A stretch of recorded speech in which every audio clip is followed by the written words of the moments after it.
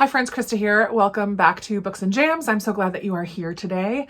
I am filming this video as a way to have a little bit of accountability for myself. As many of you know, I am way behind on my Netgalley score. And every time I mention Netgalley, I always have one or two people in the comments asking about what is Netgalley.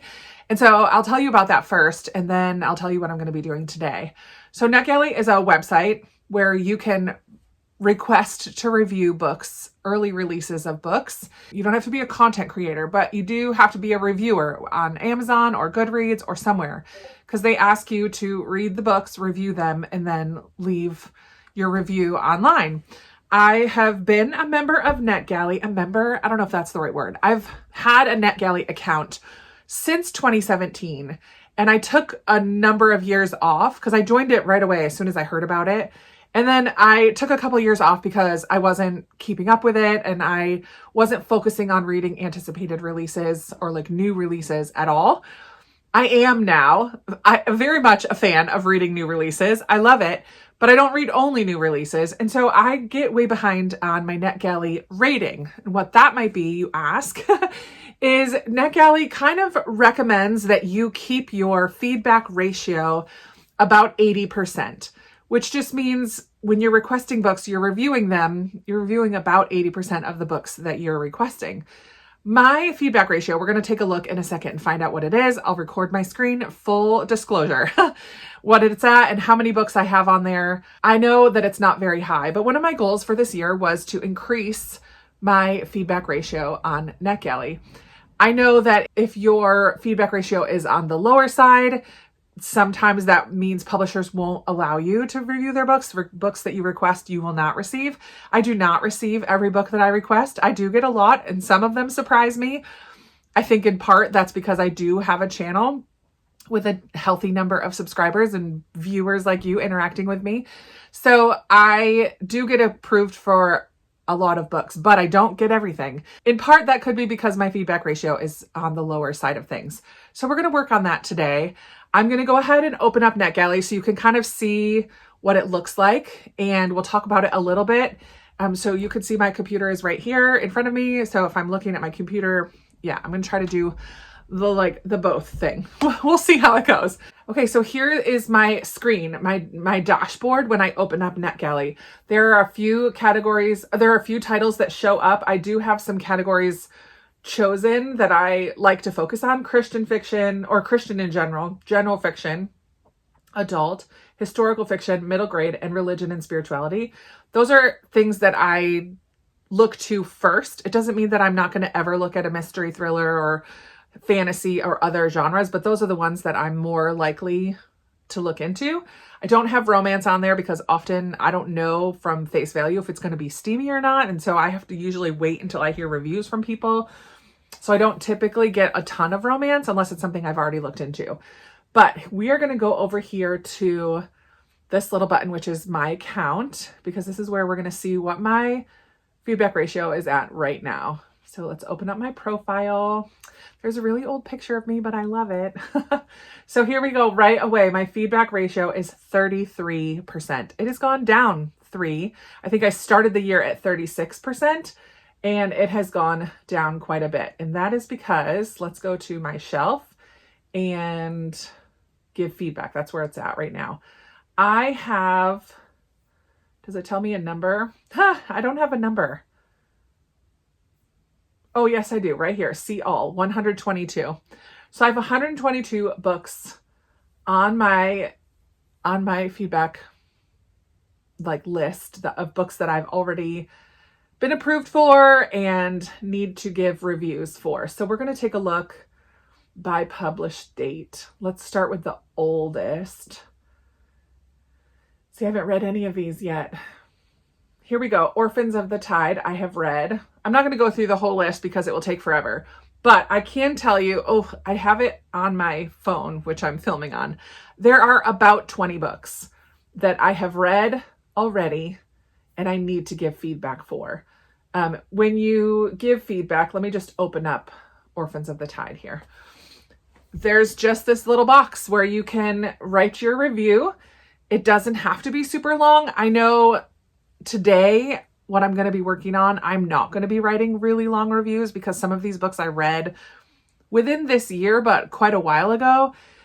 So I'm just mostly going to remember what I felt about it. I am going to do a little research and look on Goodreads, refresh myself with the summary, refresh myself with what I rated it on Goodreads, because most of these I probably have already given a rating. I don't typically write reviews on Goodreads either, so I may have a couple sentences here and there for some of them, but we'll see what I can come up with.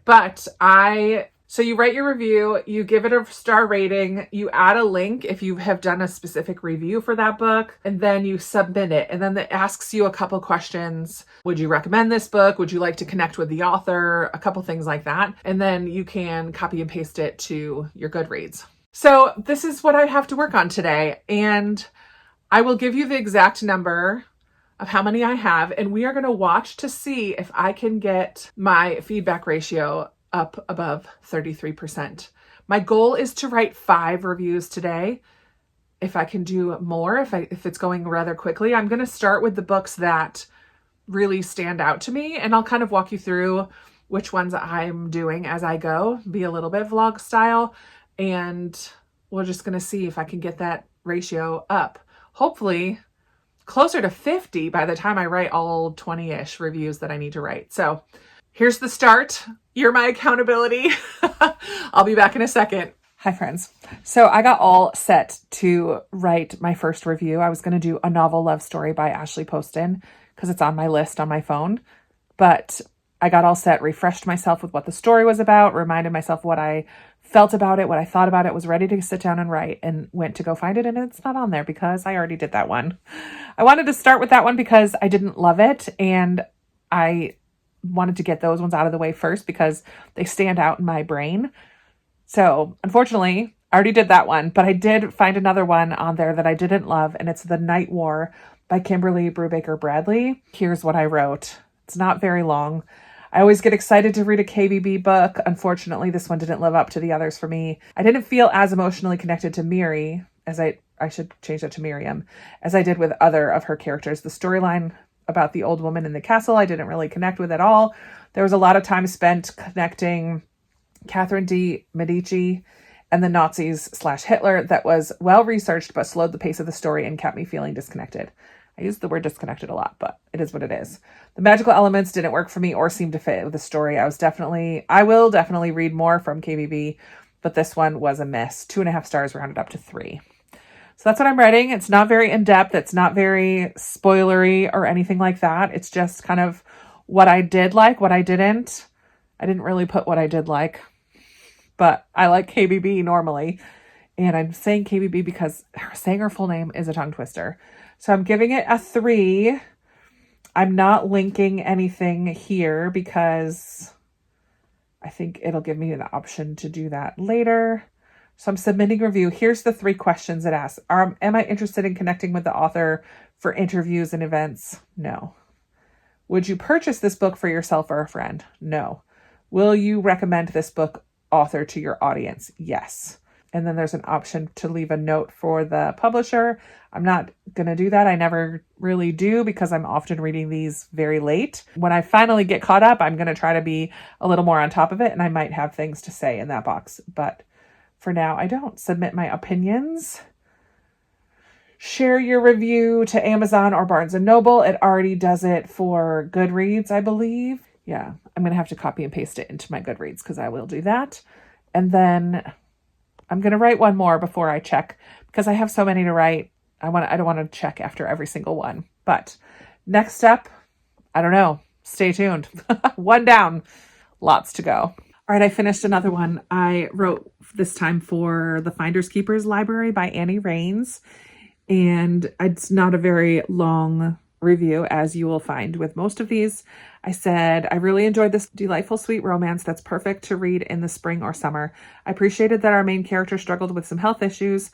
I loved the background garden setting, complete with a little free library shed.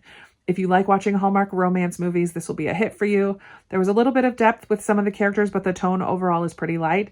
It's not quite a 5-star because I wanted a bit more chemistry between the love interests. But overall, it was a sweet, enjoyable read. So I gave it 4 stars. And let's see if my percentage went up. I'm hoping. Okay, wait. No, I'm not. I don't want to connect with the author. Would I purchase this book for myself or a friend? Sure. Yeah, I'd recommend it. Submit. Let's see. Hold on. I want to copy this first. Let's see if my review percentage went up. 34. I wrote 2 reviews and it went up 1%. And I'm down to 17 left to go. Oh my word. All right, one more done. I'm so proud of myself. I wrote a review for The Grace of Wild Things by Heather Fawcett.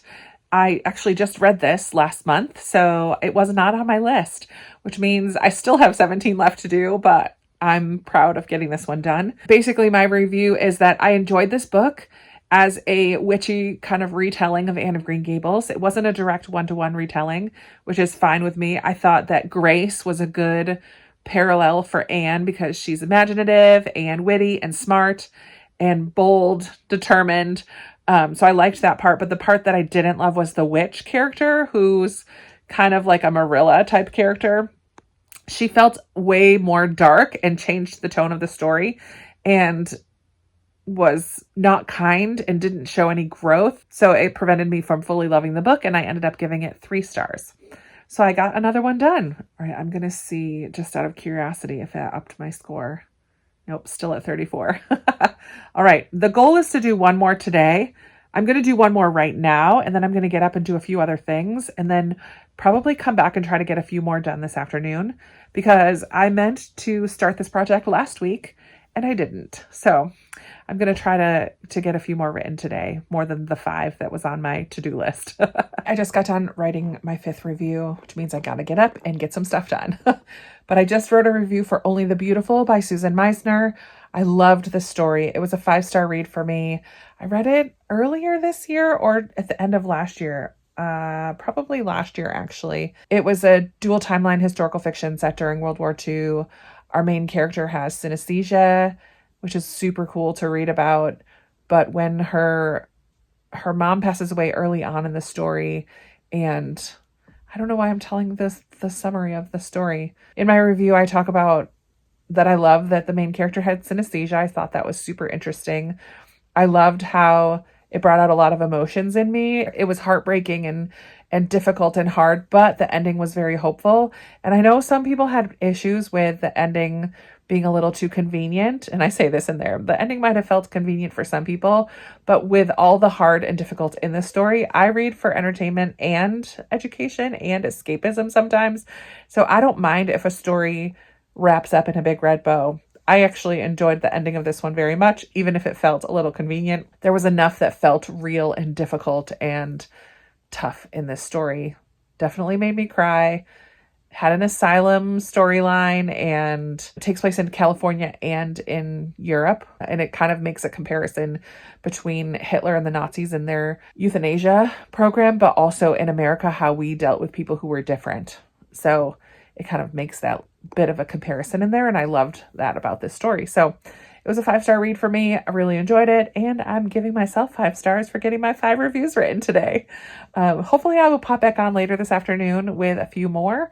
But I'm really proud of the progress I'm making. And actually, I wanted to just check. So I went up to 35%, went up 1 more percentage point, started at 33 at the beginning. And now I've written 5 reviews and I'm at 35. Well, good morning. It is the next day and I just got done doing a little workout, and I usually sit down and answer comments for a few minutes, but I did that yesterday. So instead I'm going to write a couple of reviews this morning before I get ready for the day. I just got done writing one for the ROM Commers by Catherine Center. I really enjoyed this. I got it as an audiobook from Netgalley, so I needed to make sure to include in my review a sentence about the audiobook narration, which honestly I don't remember that much, but I do remember that this book made me care about the characters and feel emotions. So I laughed at times, I cried or teared up. I don't know if I fully cried, but I teared up. Like, if I'm feeling those emotions with an audiobook, it's because the narrator is doing a good job helping me feel connected. So that's what I put in my review. I honestly don't remember too much about this story, which is why it's a 4-star, not a 5-star.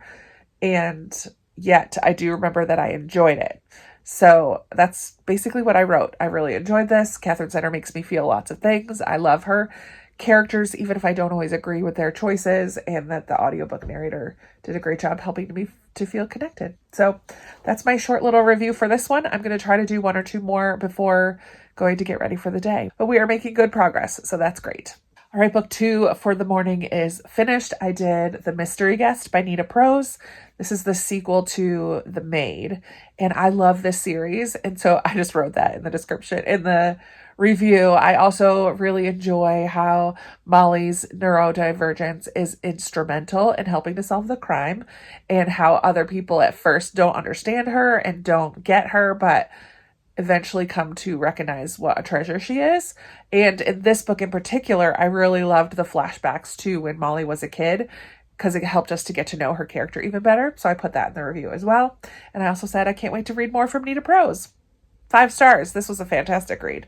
So one more, and then I'm going to get ready for the day. All right, the last review that I'm going to write this morning was for Aletti, which was a middle grade with the typewriter on the cover. So beautiful. Definitely was drawn to it because of the cover. In the review, though, I do talk about that this was a surprise because this was a much deeper, kind of harder read than maybe anticipated because of the cover.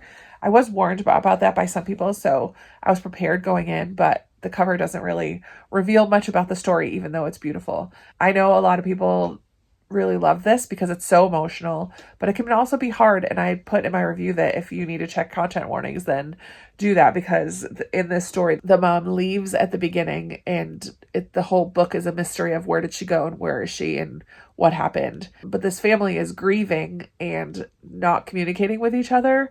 And I know some people had problems with that as well, but I just put in there that I love books that deal with grief in different ways and how different people respond to it. And watching this family begin to come together and begin to communicate more was part of the story for me that I really loved, as well as just the Aletti character, who is the typewriter. So it was a little bit of that magical realism element, which I thought was perfect. So I gave it 4 stars as well. And now we are going to see if my percentage has gone up. So with the 5 that I wrote yesterday, I went up to 35%, and then I just wrote 3 this morning. Let's see where I'm at.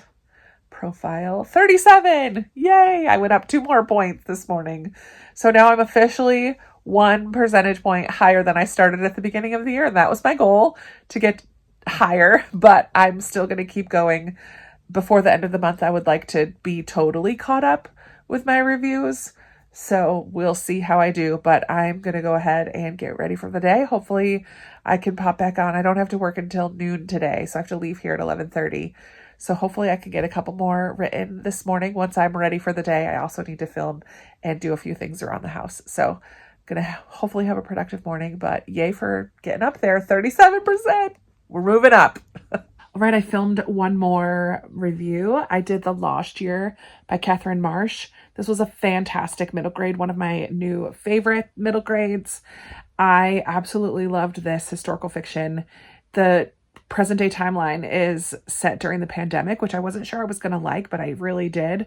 The boy is frustrated and gets in trouble from his mom, and one of his consequences is that he has to help his Gigi, who's moved in with them because of the pandemic, go through some boxes. And in the process, he really gets to hear her story of growing up in the Ukraine in the 1930s when there was a huge famine, and how she and her friends kind of lived through that experience. I thought this book was emotional and heartfelt, and I loved the characters. I loved the family dynamics. I loved learning about things that I don't know that much about in history in a way that really draws me in, especially emotionally. I'm someone who loves a book that can make me cry, but more than that, it just was a beautiful story. And so I gave it 5 stars, and that's basically what I wrote in the review. And now I just have 1 more to write for this morning. I'm going to try to do 5 a day until I'm done. All right, 2 more reviews written altogether. I just did The Murder of Mr. Wickham, which was such a fun read. I forgot that I need to continue this series. There are 2 more books now out in Claudia Gray's series. But this first one, I really enjoyed seeing all of my favorite Austen characters together at one house party at Emma and Mr. Knightley's house. And how they might interact and how their lives could possibly interact with each other. And then Wickham shows up unexpectedly and is found dead the next morning. In this book, Claudia Gray gives everybody a motive, and the two kids from the younger generation, so not actual characters from Austen books, but Juliet Tilney and Jonathan Darcy are the amateur sleuths who help figure out the crime. I just remember it being such a fun story. I love that Jonathan is displayed with some neurodivergent eccentricities and how that was all played out. It was never officially labeled on page, as it wouldn't have been in that time period, but how he handles it, and Juliet and Jonathan's very antagonistic relationship at the beginning and how that developed into respect and admiration and friendship and possibly even romance as the series goes on. We've not gotten to that part yet, but I really enjoyed it. It was a 4-star read, and I'm glad I got that review written. I did forget to film a clip about We Are the Light by Matthew Quick. This is one that I actually DNF'd. It's not a very long book, but I was not enjoying it. I made it about 30% in maybe, so I did not give it a star rating, but I did write in the review what I wasn't jiving with, and I was having a hard time following what was going on. It was meant to be heavy hitting. All I remember is that our main character lost his wife in a tragic theater shooting, possibly, but he still communicated with her ghost, and even to the point of talking about having relations with her. And so I just wasn't in it and decided to DNF. So that's one more that I got done, but I forgot to film a clip about that one. So I did 2 more right now. Let's see if my percentage has gone up even more. 38. It did. It went up to 38. Yay. So I'm going to wrap things up here. This is going to be a part 1. I've done 10 reviews now, and I will do the rest of them in a part 2 video of this. I appreciate the accountability. I don't know how fun this is going to be for you to watch. It's like another mini look back at some of the books that I have read and enjoyed from Netgalley, but it's also helping me to accomplish this goal of getting caught up before the end of the month. So thank you so much for watching. I would love to chat with you down in the comments below about any of the books I talked about today. If you have a Netgalley, I want you to come clean in the comments below. What is your feedback ratio? I'm always so interested to hear how other people use Netgalley. Are you on top of things? Are you behind on things? Do you have hundreds of books to review? Let me know, what is your Netgalley situation if you've got one. If not, and you still want to let me know that you were here, feel free to put a little pen and paper. I think there's a pen and paper emoji, like a little pen writing on a piece of paper, something along those lines, or a pen or a piece of paper or something. Put a little emoji down there just to let me know that you were here supporting and watching my channel. If you have nothing else to say, that's totally fine. I'm so glad that you're here. Thanks so much for watching, and stay tuned for another one of these in the next week or so, hopefully. All right, that's it for today. Bye, friends.